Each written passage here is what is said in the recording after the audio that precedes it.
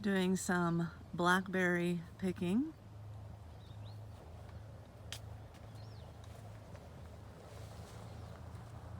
For blackberry jam. Dal, you have anything to say over there? Just looking for the big fat juicy fellas that have some jelly fill in my belly.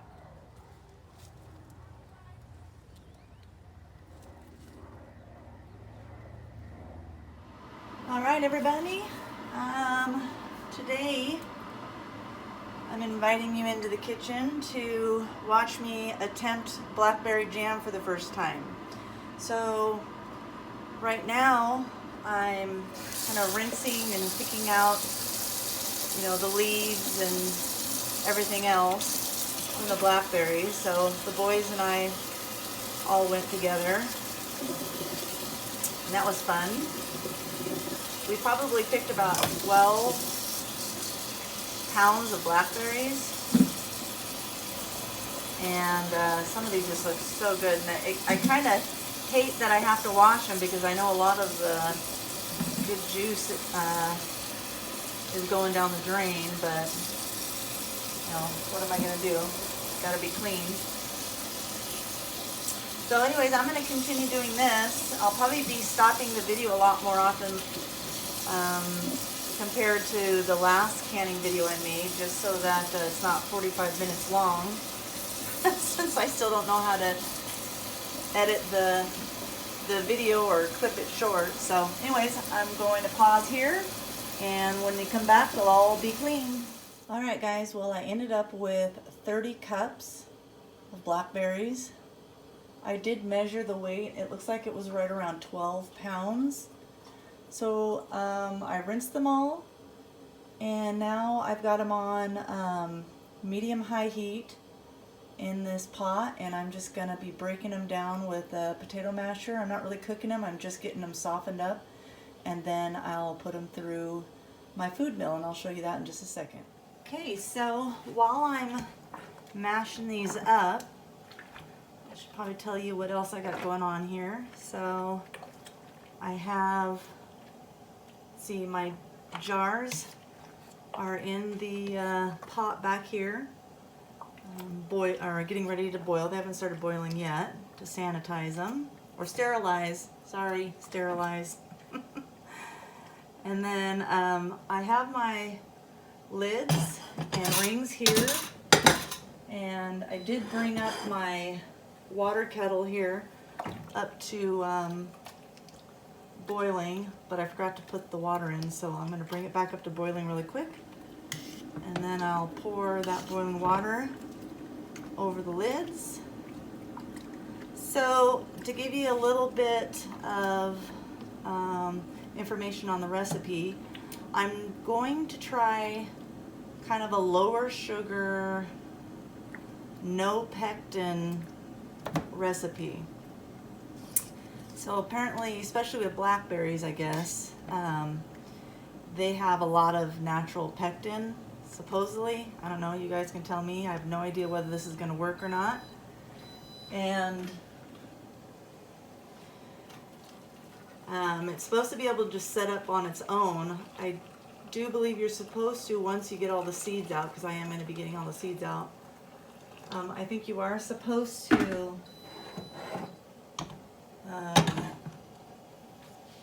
bring the temperature of the jam up to like 220 or 222, I guess, for sea level. So it's supposed to be like 10 degrees above your boiling point, so whatever altitude. So my boiling point here, I believe, is 212.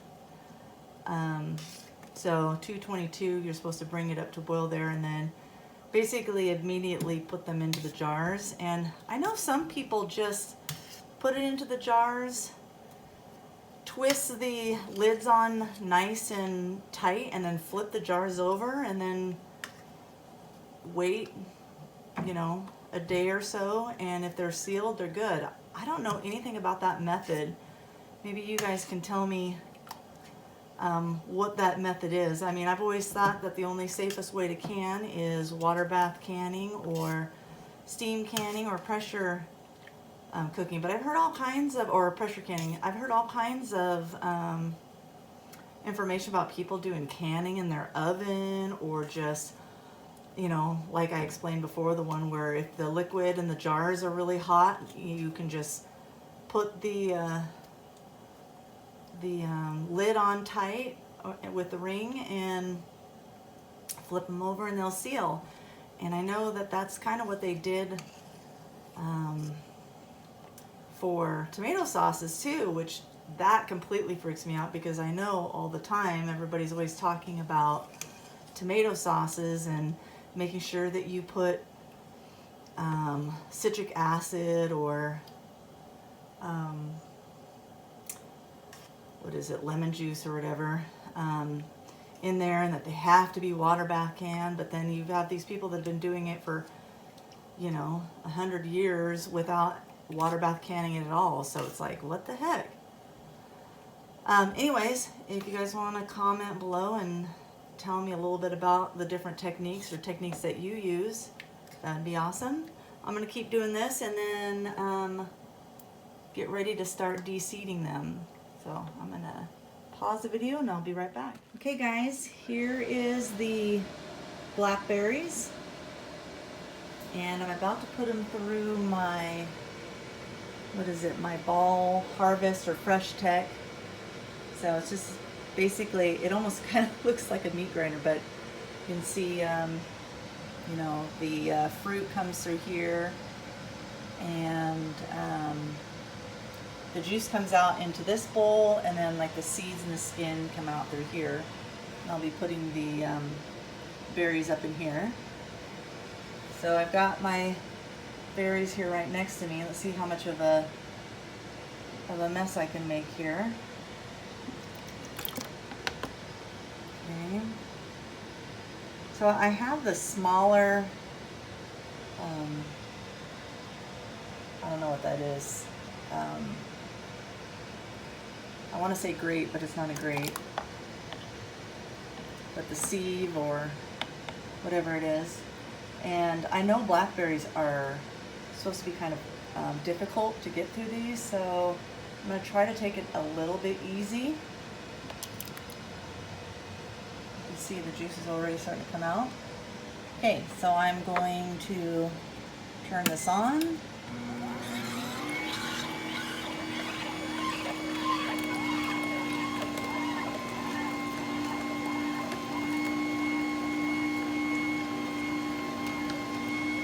And I'm not even going to push the berries down because I don't want to force anything. So we'll just let it do its thing. Looks like it got through some of that. It'll start coming out through here. You can see the seeds and the skin right here.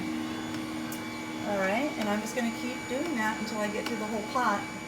Alright guys, so I have all of the blackberries with the seeds out.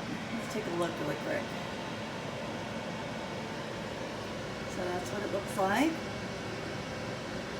So now I'm going to bring it up to temperature and add in the sugar. And this is going to be a lot of sugar. And matter of fact, it's a little bit less sugar than what it actually calls for. So maybe you guys can tell me how much sugar that you guys use, but this recipe calls for like 6 to 7 cups for every 9 cups of blackberries. That isn't what you get at the end, just what you started with. And this was probably around 28 to 30 blackberries, but I'm just going to call it 27 because that's what the recipe times 3 is. Other recipes said you use the same poundage of sugar per pound of fruit. So since I had 12 pounds of blackberries, I went with half actually pounds of the sugar. So I don't know. I'm going to put the it's about 14 cups of sugar in. and we'll taste it and see what it is and go from there. So matter of fact, I'm not even going to put all of that in yet either, because I want to kind of taste it and see.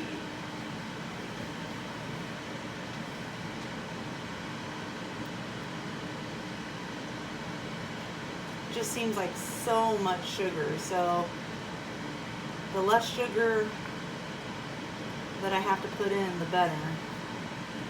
Now you can also put lemon or lime, I think, juice into this as well. And some people do that. Actually, a lot of people do that. I'm not going to.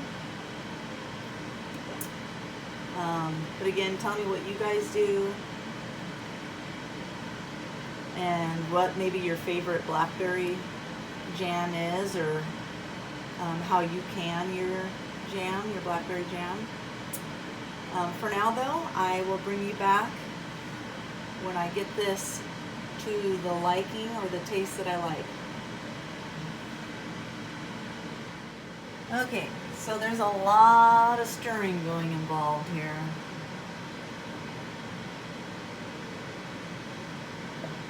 And while I'm waiting, I made myself a drink, something in between a kamikaze and a dirty martini, I think. Basically, olive juice, lime juice, and vodka shaken up on ice and strained. Anyways, that's good. So I ended up going with only 10 cups of sugar, where the recipe actually called for 18. And I think it tastes nummy. And I had Trey come down and taste it, and he thought it was fine. So that's what we're going with. I mean, I don't know why I would need to put in, 8 more cups of sugar if it's already tastes great as it is. So I have it on medium low, and I'm just slowly bringing it up to temp so that I'm not burning the bottom, not burning the sides. And I'm just going to try to get it up to that 222 degrees, which I haven't even checked yet because I know there's no way it's near that yet. So anyways, I'll check back in with you again in a minute. Okay, so right now we're up to 200 degrees. Not quite there yet, and I've still been just stirring and stirring. If you want to measure the time in drinks, I'm on my 3rd kamikaze.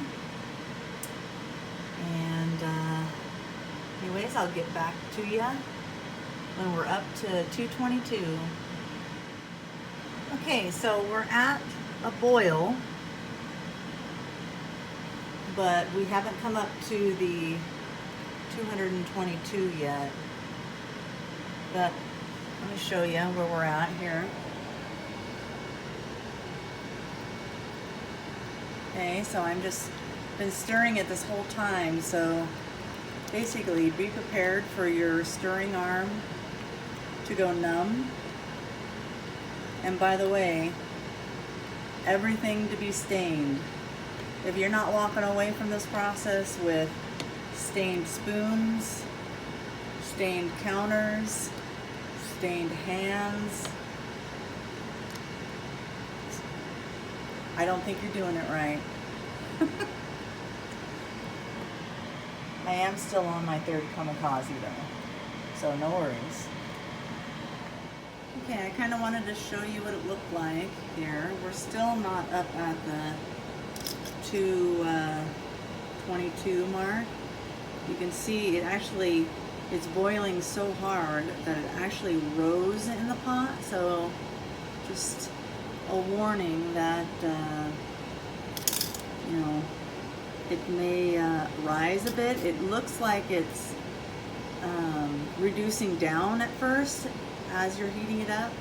Once you get up to that boil that you can't boil down, it does rise up. So just everybody be careful about that. And also I have been stirring it constantly, so I haven't had to deal with the foam as much. I do know that if you put a little bit of butter in there, it reduces the foam, but it really does stir out a lot if you just keep stirring it. So anyways, just checking in. Okay, I don't know who has a stove that gets the boiling product or fruit or water or whatever it is above the 212, but I can't get this stuff above 212, the boiling point. So basically, I mean, this thing has been simmering and boiling for probably at least an hour, and you can see it actually started out about, this original ring is right here. You know, I've boiled it down at least 2 inches. So I did the spoon test that people talk about, and you know, it doesn't sheet or whatever, but if you put, yeah, excuse my, see how if I drag my finger through it, it kind of stays where it is? That's what I'm going to. It's like a thick, so I was reading up more on it. You know, if it's a thick, like syrup consistency, it's ready to go. That seems about right. And I tell you what, I think that this is exactly why people use pectin. Or box pectin. Because I swear I've been at this for 3 hours. It's probably worth it, I think. Maybe. I don't know. But I am on my 4th kamikaze, and we're about to start canning this stuff because I'm not waiting any longer. Alright, let's go ahead and start canning this.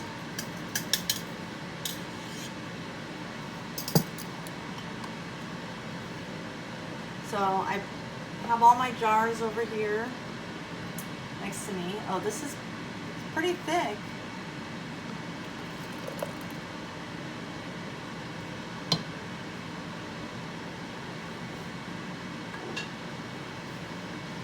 I'll just do a couple of these with you and then do the rest here. Oh, it's definitely very thick.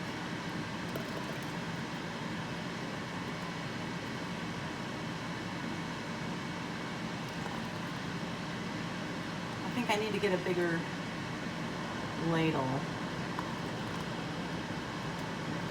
We're going to go to a 1/4 inch headspace.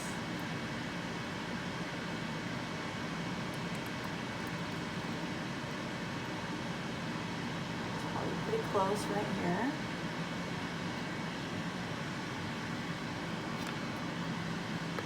Debubble, which probably doesn't actually need to be, a little bit more.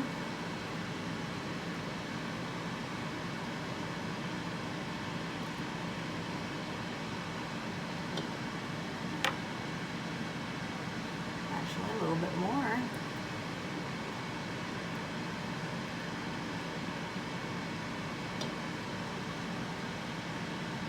That's perfect. All right, so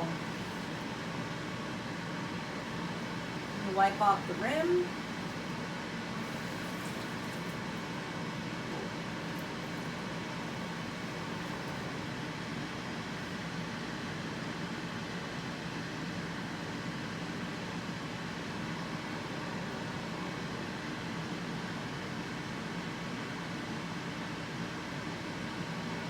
Okay.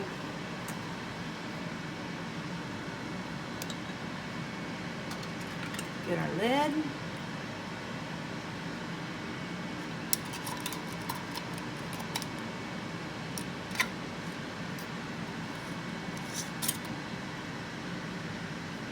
Finger tight. On to the next one.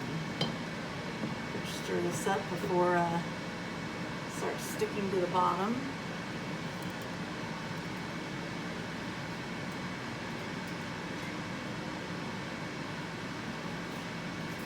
just pouring the liquid out of the jars. You can see it's smoking hot, which is what we want.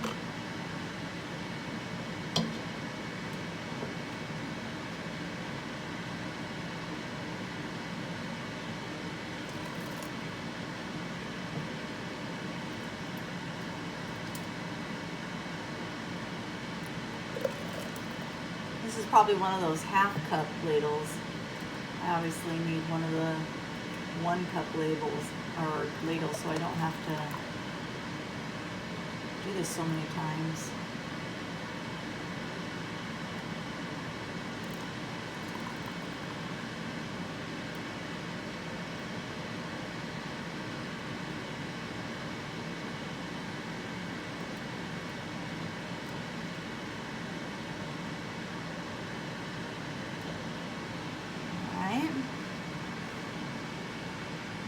Perfect.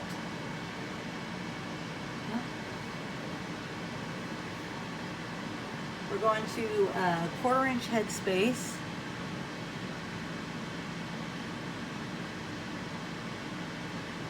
I'll tell you what, there is absolutely no foam, and I did not have to add butter. So that's kind of nice. Not that I don't like butter.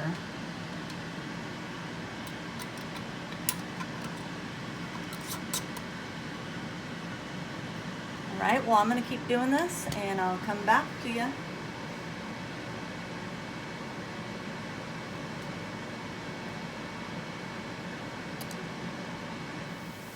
So you can see that the jam is actually starting to thicken all on its own.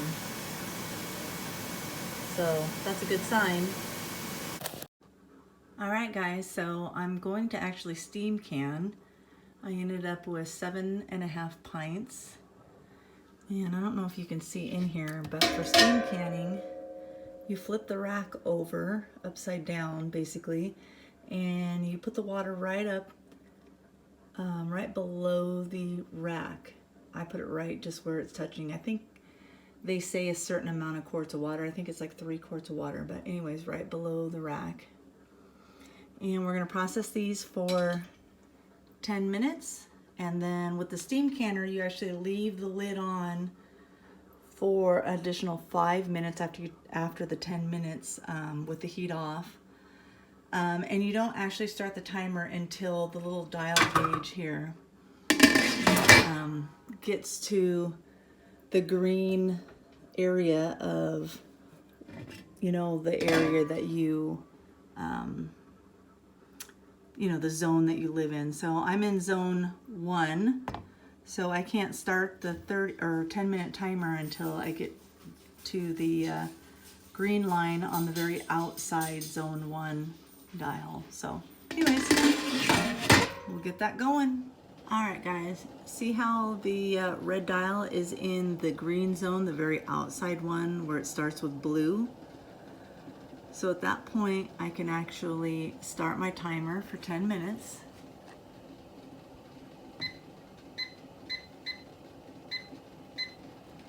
Okay, and I just leave it at the temperature that it's at, you know, but I can actually turn it down a little bit when you see like a lot of water coming through here, like bubbling out, like, I don't know, what you call spitting. When you see it spitting, you can turn it down as long as the temperature gauge stays within that green zone. So you can see the dark green zone. So I'm going to actually turn it down to like medium, and it should stay in that green zone. You can see the steam coming up out through the vent hole. You can actually see it coming out the sides too, and it's not normal for it to actually spit, so that's what I'm talking about. You want to actually turn the temperature down if it's spitting, but as long as it stays within that green zone. All right, we'll talk to you soon. All right, guys, so it's been 10 minutes and I turned the temperature off, and I just set the timer for 5 minutes. You cannot take the lid off for steam canning for at least 5 minutes. It's actually part of the processing time. So Even though the processing time is 10 minutes, you add 5 with the lid on for steam canning. All right, everyone.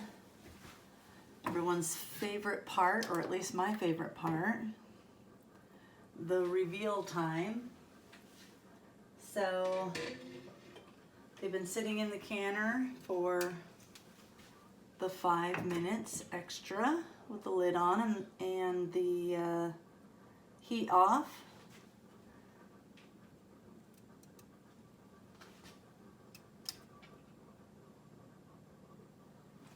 Oh, don't they look pretty? So you can see the half pint over here.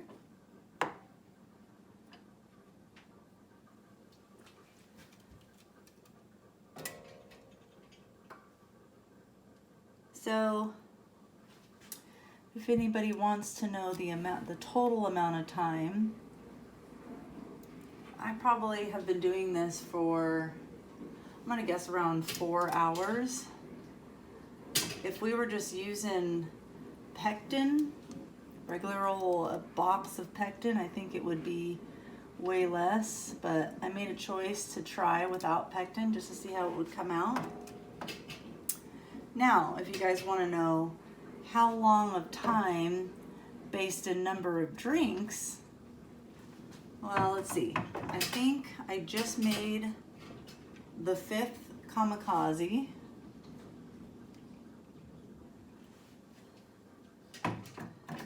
I don't make them very fast, but anyways, there's the end product. It looks so pretty. As always, everybody, stay kind and wander well.